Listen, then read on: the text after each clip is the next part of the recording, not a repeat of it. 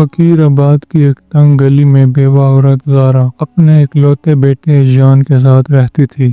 छोटा सा कमरा जिसकी छत से बारिश के दिनों में पानी टपकता और जिसकी दीवारें नमी से खाली हो चुकी थीं। ज़ारा दिन रात दूसरों के घरों में मेहनत मजदूरी करती थी और अयान अक्सर इसे कहता, अम्मा तुम थक जाती हो, मुझे भी काम करने दो। ज़ारा मुस्कुरा कर बोली, बेटा अभी तुम्हारी उम्र खेलने की है, मेहनत तो तुम्हारी माँ के हिस्से में लिखी गई है।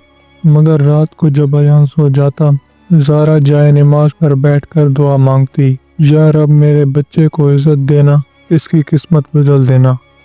एक दिन शहर में शोर मच गया। मशहूर ताजिर सैफुद्दीन ऐलान कर रहा था, मेरा अजीम जहाज नूरे समंदर सुबह तलू आफ्ताब के वक्त रवाना होगा। जो जवान किस्मत आजमाना चाहें वो मेरे साथ सफ़र पर चलें।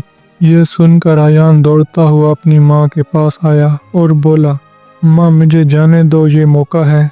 ज़ारा डरते हुए बोली, बेटा समंदर बड़ा जालिम है, ना जाने वहाँ क्या हो। अयान पुरज़म लहजे में बोला, अम्मा अल्लाह बड़ा है, उसकी रज़ा से ही सब होता है, मुझे दुआ दे दो। ज़ारा के दिल में तूफान मच गया, मगर बेटे की जिद और ख्वाब देखकर उसने आंखों से आंसू बहाते हुए कहा, जा बेटा, अल्लाह तेरा हामी और नासिर हो। सुबह का वक्त आया। बंदरगाह पर भीड़ लगी हुई थी। जहाज नूरे समंदर सूरज की रोशनी में चमक रहा था, जैसे एक अजीम किला पानी में तैर रहा हो।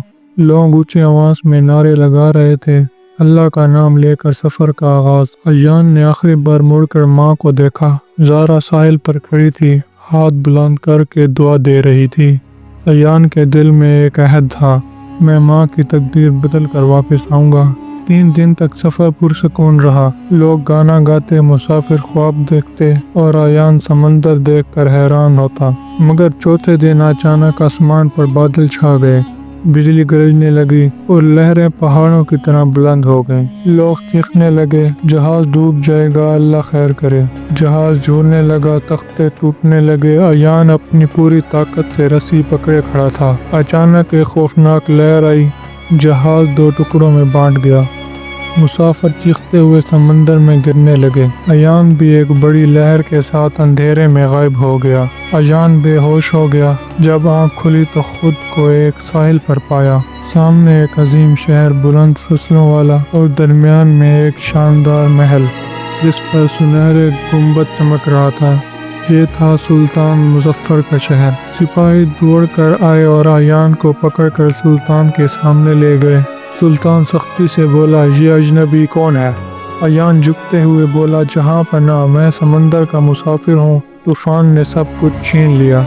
सुल्तान ने कुछ देर सोचा और हुक्म दिया, इसे गुलामों में शामिल कर दो। महल के बाग में एक दिन शहजादी मरियम सैर कर रही थी। उसने देखा कि एक नया गुलाम बहुत मेहनत से काम कर रहा है, मगर इसके चेहरे पर अजीब सुकून है। शहजादी ने करीब जाकर पूछा, तुम्हारा नाम क्या है? अयान अदब से झुककर बोला, गरीब का बेटा हूँ, नाम अयान है। शहजादी ने इसकी आंखों में झांका और दिल ही दिल में सोचा, ये आम गुलाम नहीं लगता। एक दिन महल से एक कीमती हीरे का हार चोरी हो गया। शक फौरन अयान पर गया, क्योंकि वो नया गुलाम था।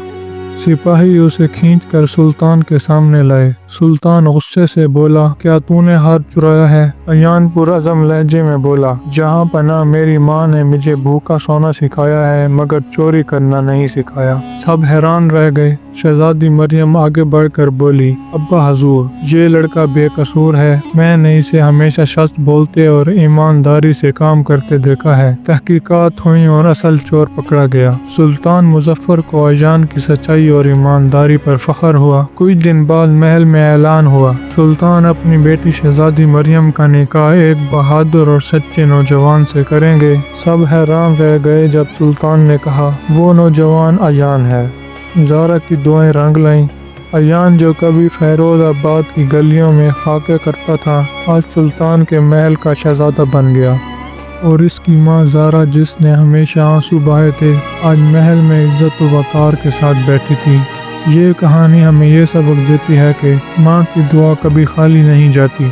सच्चाई और ईमान इंसान को बादशाहों से भी ऊंचा बना देती है। किस्मत सिर्फ अल्लाह के हाथ में है और वही गरीब को अमीर बना देता। اور اگر آپ ہمارے چینل پر نیو ہیں تو چینل کو لائک اور سبسکرائب ضرور کریں اور کمنٹ میں بتائیں کہ آپ کو یہ کہانی کیسی لگی۔